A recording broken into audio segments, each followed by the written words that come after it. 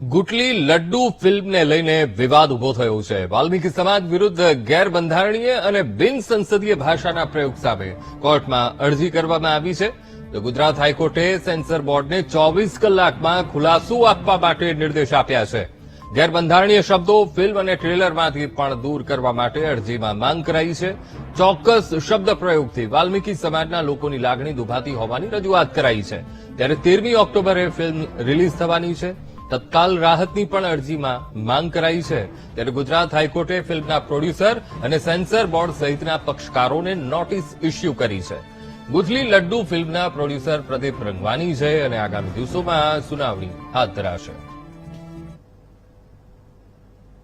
વાલ્મીકી સમાજને લઈને ડેરોગેટરી શબ્દો જે સુપ્રીમ કોર્ટ દ્વારા તેમજ પાર્લામેન્ટ દ્વારા અને વિવિધ નોટિફિકેશન દ્વારા પ્રોહિબિટ કરવામાં આવ્યો છે. આ શબ્દ એટ્રોસિટીઝ એક્ટનો પણ ભંગ કરે છે. એની સામે અમે લોકોએ હાઈકોર્ટમાં થીમને સાઈડમાં રાખી અને શબ્દ હટાવવા માટેની પિટિશન કરેલી કે થીમ જે કાંઈ હોય રાઇટ ટુ એજ્યુકેશનનો હોય, પણ આ શબ્દ એટ્રોશિયસ છે, આનાથી વાલ્મીકી સમાજની લાગણી ઘણી હદે દુભાઈ છે.